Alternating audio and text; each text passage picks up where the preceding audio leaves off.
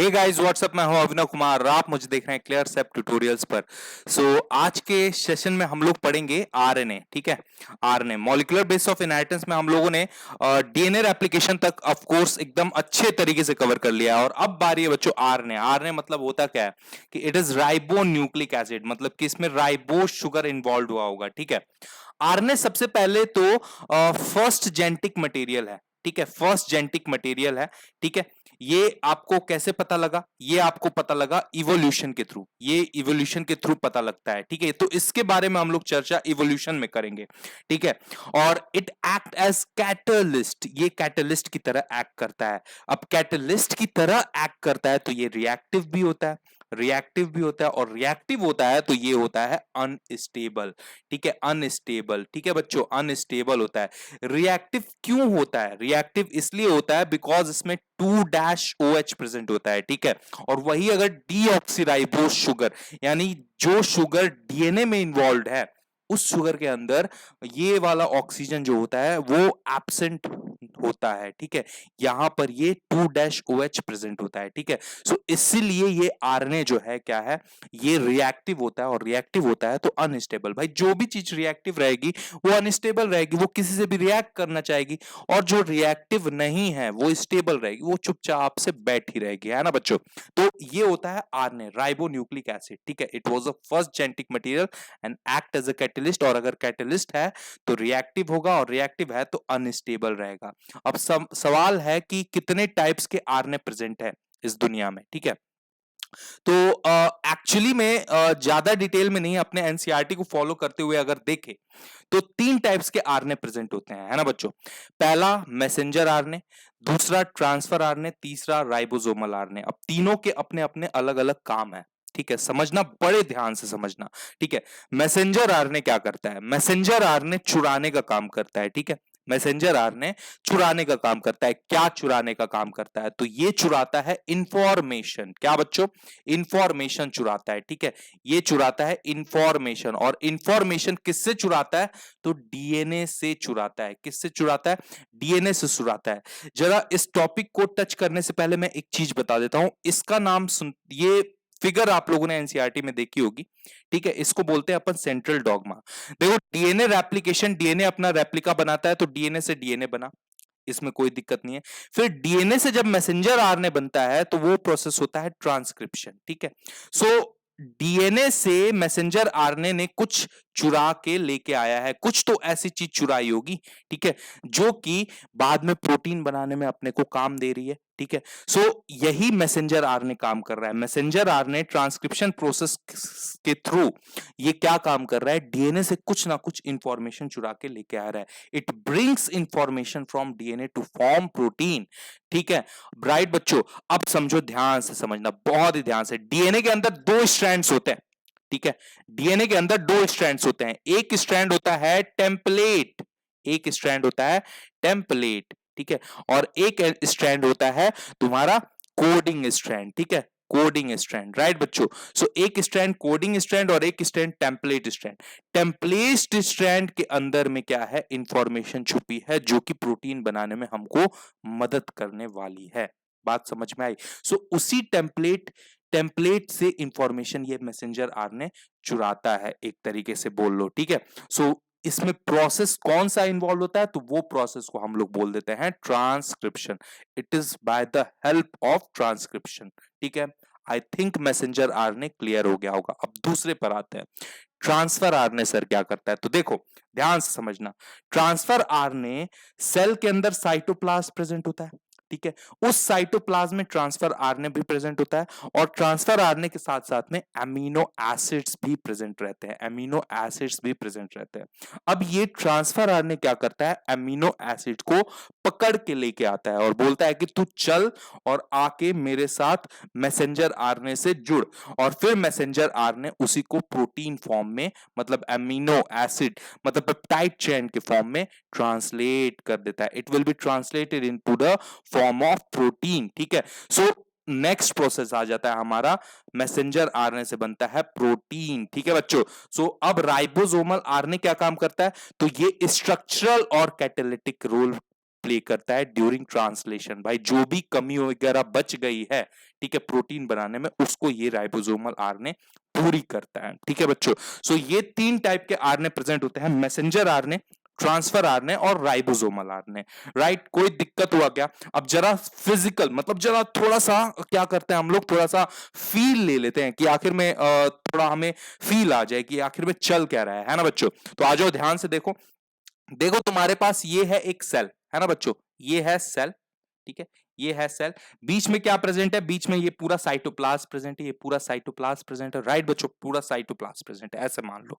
ठीक है, और कुछ ऑर्गेनल्स वगैरह होंगे तो उसकी चर्चा नहीं, अभी तो फिलहाल यही मानो कि साइटोप्लाज्म प्रेजेंट है। ठीक है, और ये है न्यूक्लियस। ठीक है, ये जो चीज है, ये वाली ये चीज है, ये पूरी न्यूक्लियस, और बीच बीच में ये छोटे छोटे जो गैप दिख रहे हैं ना आपको, ये वाले गैप, ये वाले gap, what is this gap?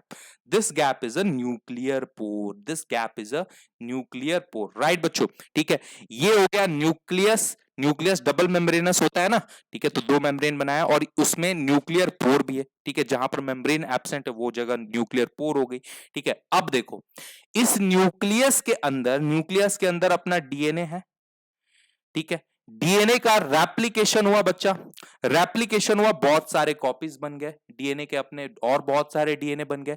तो देखो फर्स्ट हमारा प्रोसेस था सेंट्रल डॉगमा में कि डीएनए से डीएनए बनेगा, डीएनए से और नए डीएनए बनेंगे, तो बहुत सारे डीएनए अपने पास आ गए।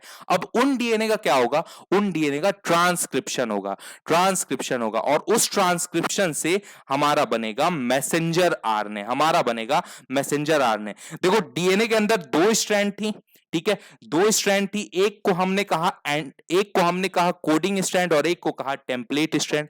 टेम्पलेट स्ट्रैंड के अंदर इंफॉर्मेशन छुपी है। एक्चुअली में अब क्या हुआ? अब ट्रांसक्रिप्शन प्रोसेस हुआ। ट्रांसक्रिप्शन प्रोसेस जब हुआ तो बना अपने पास एचएनआरएनए। एचएनआरएनए मतलब कि हेट्रोजीनियस न्यूक्लियर आरएनए, और उसको हमने प्रोवाइड की स्टेबिलिटी। स्टेबिलिटी जब प्रोवाइड कर दी तो हमारे पास मैसेंजर आरएनए एक निकल गया। सो अभी हमारे पास न्यूक्लियस के अंदर मैसेंजर आरएनए मौजूद है। ठीक है, और वो मैसेंजर आरएनए को हम न्यूक्लियर पोर से बाहर निकाल के लेके आएंगे, यहां से बाहर निकाल के लेके आएंगे। अब ये मैसेंजर आरएनए बाहर जब निकला तो अब उसके बाद क्या हो गया?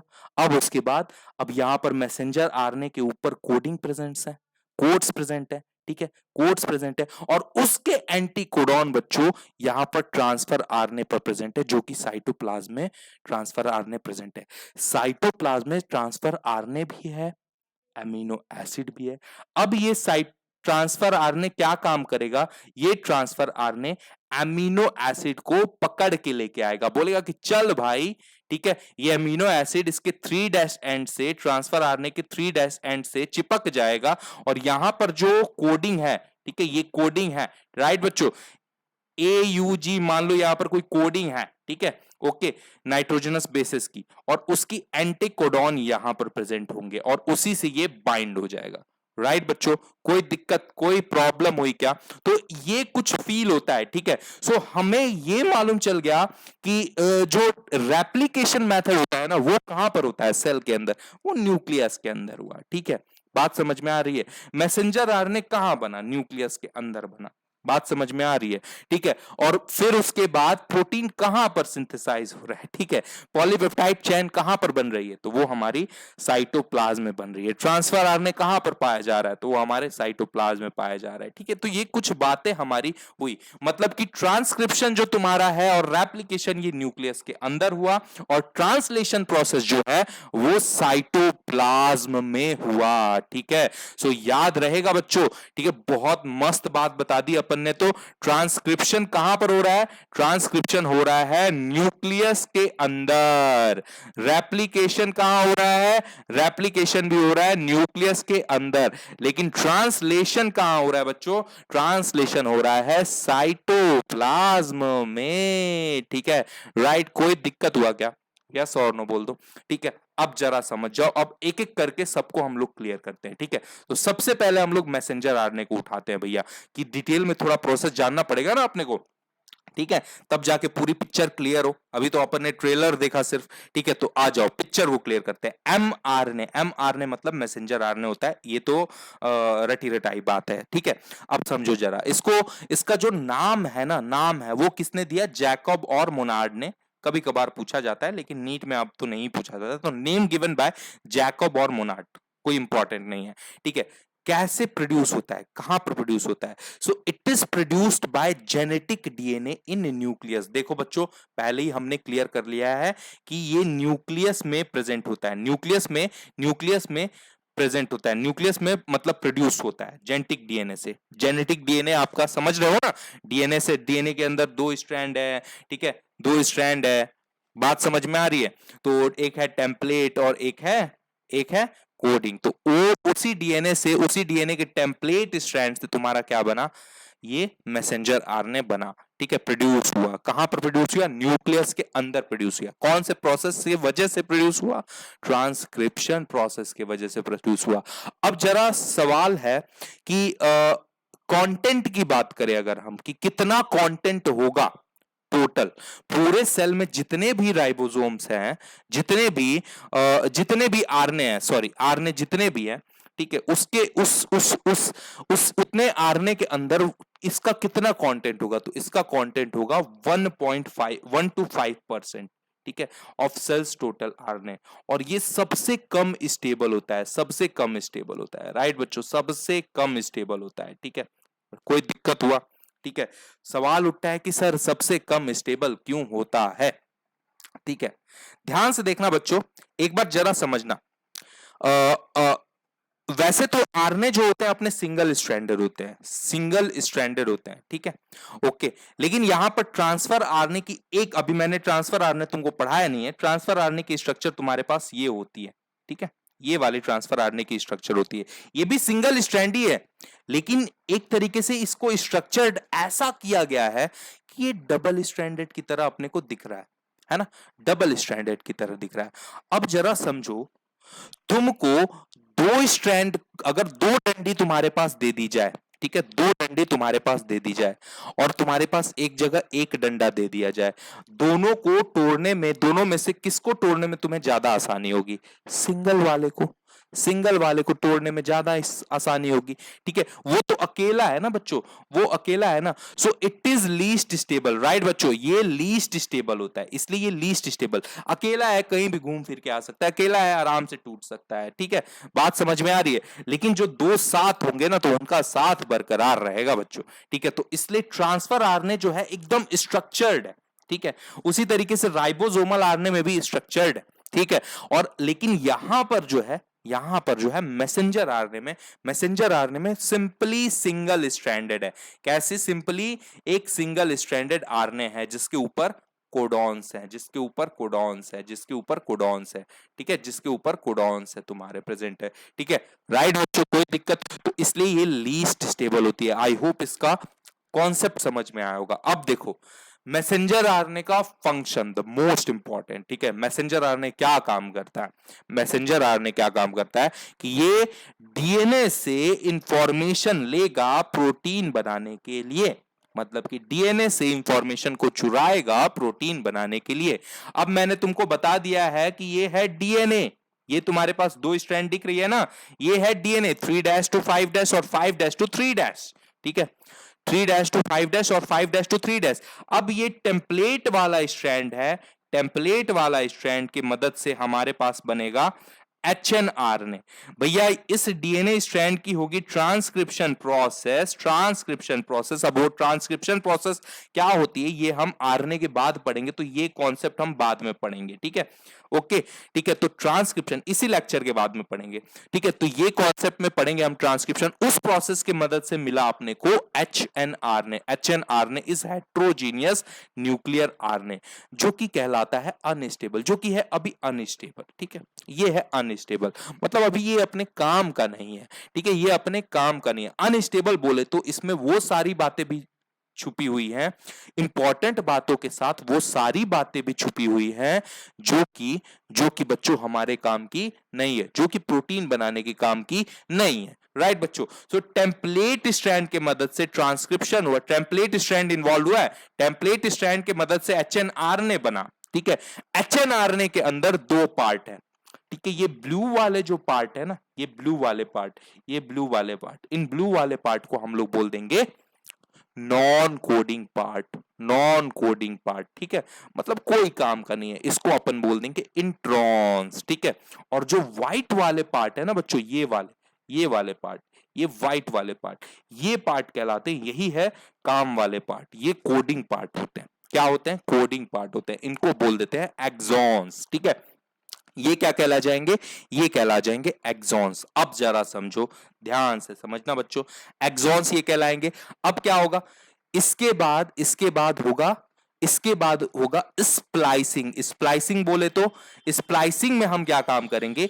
स्प्लाइसिंग में हम ये एक्सॉन्स को और इंट्रॉन्स को सेपरेट करेंगे। ठीक है, देखो ये अलग अलग हो गए ना, देखो एक्सॉन्स और इंट्रॉन्स, गैप आ गया है ना बीच में, ये करेंगे हम एंडोन्यूक्लियस एंजाइम की हेल्प से, एंडोन्यूक्लियस एंजाइम के हेल्प से एक्सॉन और इंट्रॉन्स को सेपरेट कर दिया। अब क्या करेंगे हम? हमें क्या, हमारे काम वाला कौन सा पार्ट है? हमारे काम वाला पार्ट है कोडिंग पार्ट। राइट बच्चों, कोडिंग पार्ट बोले तो एक्सॉन वाला पार्ट। अब हम क्या करेंगे? लाइगेज लेंगे, हम लाइगेज लेंगे। ठीक है, लाइगेज लेंगे और सारे एक्सॉन्स को ज्वाइन करवा देंगे। ठीक है, स्प्लाइसिंग में एक और चीज होता है कि स्प्लाइसिंग में हम सेपरेट करके हम जो बेकार वाला पार्ट है इंट्रॉन को, उसको हम लोग क्या कर देते हैं? रिमूव कर देते हैं। ठीक है, रिमूव कर देते हैं, तो ब्लू वाले सारे पार्ट रिलीज हो जाएंगे, बच्चों। ये रिलीज हो गया, बच्चे अपने पास ये 5 पार्ट 1 2 3 4 5 व्हाइट वाले, इसको हमने ज्वाइन कर दिया लाइगेज से। अब ज्वाइन होने के बाद देखो ये कैसा दिखता है, ज्वाइन होने के बाद देखो ये कुछ ऐसा दिख रहा है। यहां पर देख लो जरा, ये है फर्स्ट वाला, ये है सेकंड वाला, ये है थर्ड एक्सॉन, ये है फोर्थ एक्सॉन, ये है 5 एक्सॉन। यहां पर भी 5 ही थे ना बच्चों? ठीक है, क्लियर है? तो ये 5 एक्सॉन तुम्हारे पास आ गए। राइट बच्चों, लेकिन अभी भी ये उतनी तरीके से स्टेबल नहीं हुआ है। ठीक है, इसके स्टेबिलिटी के लिए हमें क्या करना पड़ेगा? हमें इसको टोपी पहनानी पड़ेगी और इसमें पूंछ लगाना पड़ेगा। तो टेलिंग करना पड़ेगा और एक कैपिंग करना पड़ेगा। टेलिंग करेंगे हम लोग 200 न्यूक्लियोटाइड ऑफ एडिनाइलिक एसिड। ठीक है, जब हम इसको ऐड कर देंगे तो हमारा ये यहां पर टेलिंग हो जाएगा। तो इस प्रोसेस को बोल देते हैं हम लोग टेलिंग। ठीक है, ये हमने टेलिंग लगा दी। टेलिंग के अंदर कैसे की? 2/200 न्यूक्लियोटाइड्स ऑफ एडिनाइलिक एसिड को हमने ऐड कर दिया। ठीक है, सो ये पॉली एडिनाइलिक टेल कहलाता है, पॉली ए टेल कहलाता है। ठीक है, राइट बच्चों। अब फिर उसके बाद हम लोग क्या कर देंगे? हम लोग उसके बाद यहां पर कैपिंग, टोपी पहना देंगे। ठीक है, कैपिंग कर देंगे। कैपिंग करेंगे हम लोग 7 मिथाइल ग्वानोसिन से। ठीक है, क्या कर देंगे? 7 मिथाइल, ठीक है, ग्वानोसिन, ठीक है, तो 7 मिथाइल ग्वानोसिन की कैपिंग कर देंगे। ठीक है, अब हमने कैपिंग भी कर दी और टेलिंग भी कर दी, तो now this RNA is stable, this messenger RNA is stable. अब हमारे पास मैसेंजर आरएनए आ गया। ठीक है, ध्यान से समझते रहना बच्चों, बहुत ही ध्यान से। अब मैसेंजर आरएनए जब आ गया, सो अब एक्चुअल स्ट्रक्चर जरा देखो मैसेंजर आरएनए का। तो मैसेंजर आरएनए का एक्चुअल स्ट्रक्चर यहां पर कुछ ऐसा होता है बच्चों। ये हो गया कैपिंग प्रोसेस, ये हो गया टेलिंग, ये हो गया टेल। यहां पर जो सबसे पहले जो होगा ना, सबसे पहले स्टार्ट कोडॉन होगा। उसके बाद दूसरा जो प्रोसेस होगा, दूसरा सबसे लास्ट में स्टॉप कोडॉन्स होंगे। What is start codon, what is stop codon, ये सब जेनेटिक कोड में पढ़ेंगे। ठीक है, अब ये है स्टार्ट कोडॉन। ठीक है, मतलब स्टार्ट कोडॉन का मतलब ये समझ लो कि सबसे पहले ट्रांसफर आरएनए जब अमीनो एसिड को लेके आएगा साइटोप्लाज्म से, तो वो यहीं पर आके अटैच होगा और यहीं से पॉलीपेप्टाइड चेन की सिंथेसिस स्टार्ट होगी। यहीं से स्टार्ट होगी और यहां पर पॉलीपेप्टाइड चेन की सिंथेसिस खत्म होगी। ठीक है, यहां पर खत्म होगी। तो स्टॉप कोडॉन खत्म करने में काम करेगा और स्टार्ट कोडॉन इनिशिएट करने में काम करेगा। बीच वाले सर पार्ट क्या है? बीच में होंगी तुम्हारी स्ट्रक्चरल जीन्स, स्ट्रक्चरल जीन्स, ठीक है, और it is going to be translated in the form of protein, right बच्चों? यही जो होगा structural gene, it is going to be translated in the form of protein, ठीक है। अब ध्यान से समझो, हमने प्रोटीन बना लिया, हमने प्रोटीन तो बना लिया सर, अब प्रोटीन तो बना लिया, क्या हम इसी से दोबारा दूसरा प्रोटीन भी बना सकते हैं इसी मैसेंजर आरएनए से? तो नहीं। जैसे ही तुमने एक बार प्रोटीन इससे बना लिया ना बच्चों, एक बार प्रोटीन तुमने इससे बना लिया ना, उसके बाद ये क्या हो जाएंगे? ये डिसोसिएट हो जाएंगे ना, ये तो डिसोसिएट हो जाएंगे ना। अब ये मैसेंजर आरएनए बेकार, अब ये किसी काम का नहीं रहा। तो अब अपने को नया मैसेंजर आरएनए लेके आना पड़ेगा, नया प्रोटीन सिंथेसाइज के लिए। सो जितने प्रोटीन हम सिंथेसाइज करेंगे उतने मैसेंजर आरएनए की अपने को जरूरत पड़ जाएगी बच्चों। क्या समझ में आई? सो इसीलिए बोलते हैं कि that messenger RNA is the short lived RNA. बच्चों बहुत ही इंपॉर्टेंट कॉन्सेप्ट है, ठीक है। कोई दिक्कत हुआ क्या? सो देखो यहां पर लिखा भी हुआ है कितने अच्छे से कि as soon as they have translated information in form of proteins they got dissociated, right बच्चों? कोई दिक्कत, कोई प्रॉब्लम वाली बात, कोई भी प्रॉब्लम वाली बात हो गई है तो बोल दो, ठीक है। सो ये हमने किया यहां पर। आई होप ये सारा कॉन्सेप्ट समझ में आया होगा। नहीं समझ में आया होगा तो दोबारा से एक बार देखो, और मजा आया हो ना बच्चों तो प्लीज लाइक कर दो यार, और शेयर करो, कमेंट करो। आपके कमेंट्स ही मेरे लिए मोटिवेशन होते हैं, ठीक है बच्चों? ठीक है, अगर मजा आया है ना तो प्लीज शेयर करो बच्चों, प्लीज इंफॉर्मेशन, ये जो जो भी मैं काम कर रहा हूं इसको पहुंचाओ दूर दूर तक, है ना बच्चों? चलो मिलते हैं नेक्स्ट लेक्चर में, ठीक है। अभी फिलहाल में नेक्स्ट लेक्चर में हम लोग बाकी के दोनों आरएनए को खत्म कर लेंगे, ट्रांसफर आरएनए को और राइबोसोमल आरएनए को, ठीक है। ओके चलो, लव यू बच्चा पार्टी।